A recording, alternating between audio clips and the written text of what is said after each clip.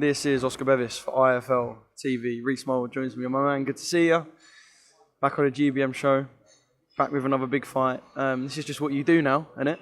Yeah, I mean, he spoke to me probably back end of last year. I was sat in dark, and yeah, it's getting a regular occurrence now. Was he the fight of the year or fight of the year contender with Hamid Gaz? Your fight last time out, and now this fight with Mike Madonna. I guess you feel like kind of this is where you should be, and perhaps where you deserve to be after kind of perhaps, like you said, a dark and tough period.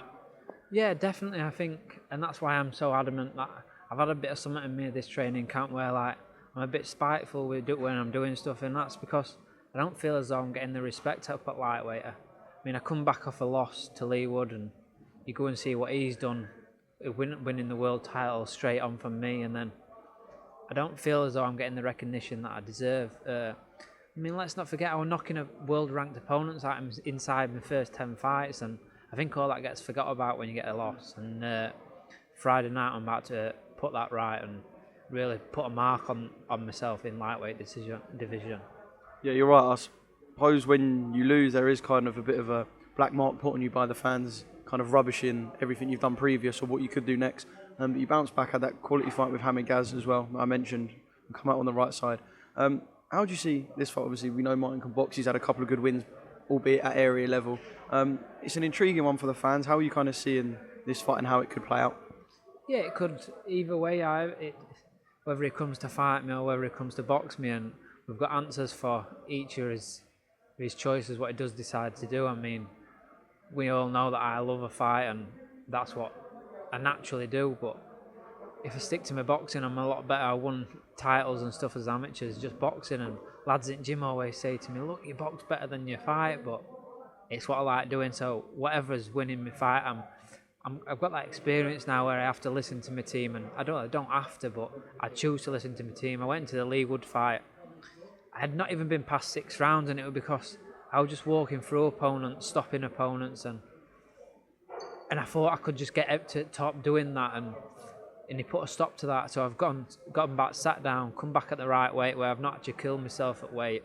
We've literally just trained. It's not been a weight loss camp or anything like that. My weight's come down nicely, and it's just been about training and just using my experience now and listening to my coaches and listening to my corner. I mean, the corner team what I have in Sean and Maxi and stuff like that, if I'm not going to listen to world champions or world championship trainers, then who am I going to listen to? Do you know what I mean? So yeah, I put that down to my experience now. It is a wicked corner, like you said. Definitely a couple of characters in that corner as well. Have you allowed yourself to think too much beyond this? I kind of like asking fighters this question. I know there's full focus on Friday, but I suppose as a fighter you're allowed to dream a little bit, think about the potential of moving up the WBA rankings and in 12 or 18 months having that massive fight. Do you allow yourself to think too much about that, even if you're just sitting on the sofa at home thinking, oh, maybe soon this, maybe? Do you allow yourself? Or? Yeah, I think you have to do a little bit because... It's boring if you don't dream, isn't it? It's not like it pushes you, it gives you that little bit more motivation, thinking, I can get there, but before I get there, I need to get this one out of the way and make a job. We've been offered big fights already and stuff like that, but... And we won't even speak about... I won't even speak about that until I get through Friday night, and yeah, we're all focused on Friday night, and then we'll look at them options. Yeah, I can't wait. I feel like it's just got the ingredients to be a really good fight. Maybe I'm just hoping for that as a fan. And opening the new arena in Sheffield as well. I've only seen pictures. The place looks unreal. It's going to be a sellout. It's going to be loud. I guess, considering how it must have felt in the Hamid Gaz fight, kind of being in there with everyone shouting and feeling a bit like, I guess, like a Rocky fighter in that fight. You must be excited to get in the arena, have the people in there, make it a little bit of a cauldron, and kind of have a proper, real good boxing night. Yeah, definitely. I mean, I've headlined shows before, but they've never been as big as this. I've done 200 or 300 tickets. The fans are going to be out in force, and it's going to be fire on Friday night. I can imagine a few of them might be doing tonight and Saturday night as well. A few of them are actually going to stay over it. I mean, we're only from Doncaster, but they're going to stay over and go straight to Josh's fight the night after, so yeah. Yeah, wicked. Quick one on Josh. How do you think that fight's going to play out? I'm not going to ask you for a prediction. You're going to tell me Josh is going to win. I know that. How do you think that fight plays out? Again, that's one that everyone's looking at and going, it has to be a fight of the year contender. They're just both ridiculously exciting fighters. Yeah, for a start, I'd like to.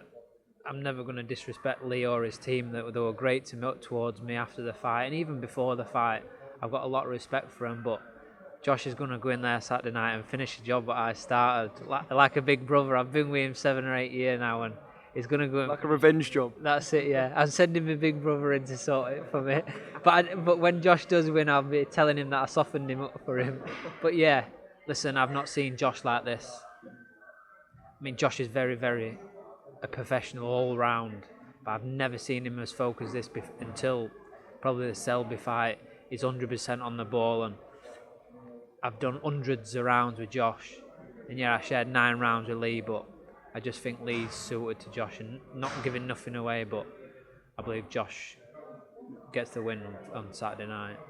Yeah, I'm not surprised Josh has kind of got that, I don't know whether you kind of mean a mean streak or just kind of that real focused attitude, because being a world champion is fantastic. 2-time world champion is brilliant. Being a 3-time world champion, there ain't many of them. So I'm not surprised that he's got that kind of streak running through him of, yeah, this is my time. Yeah, and Josh always performs better with a little bit of pressure. It's like myself, we've both gone into this camp with that little bit of edges, and he's being right off. I don't believe I'm being given the credit what I deserve at lightweight. So we've gone into this and we've got spike between us both, and we've really pushed each other in them circuits and stuff like that, and it's going to show Friday and Saturday night. Can Josh knock him out? Yeah, definitely. His power is very, very underestimated, and I always remember fighters, I don't need to say the names, but fighters coming into the change rooms after with Josh and saying, look, I've underestimated your power. He's very, very strong. Yeah, I remember a certain change room where I heard that exact same thing. One more on Maxi. I will try and speak to him this week. What on earth's going on? He should be fighting again and putting right the wrong that was a complete wrong. I'll take it from the horse's mouth when I speak to him, but what can you tell us? Because that must have frustrated you as much as it did all of us. Yeah, it was very frustrating. I mean, everyone knows what happened that night, and we even went back into the change rooms after, and we were sat there between ourselves thinking, should we have done this, should we have done that? And the answer to that was no. In our eyes and our opinions, and everyone else's round apart from the judges, we were way in front. We didn't need to change what we'd had set out from them. I can't say too much what is going on because he's got people involved, but there's good things coming out of it, and it's all going to pan out nicely for Maxi, which he deserves, rightly so.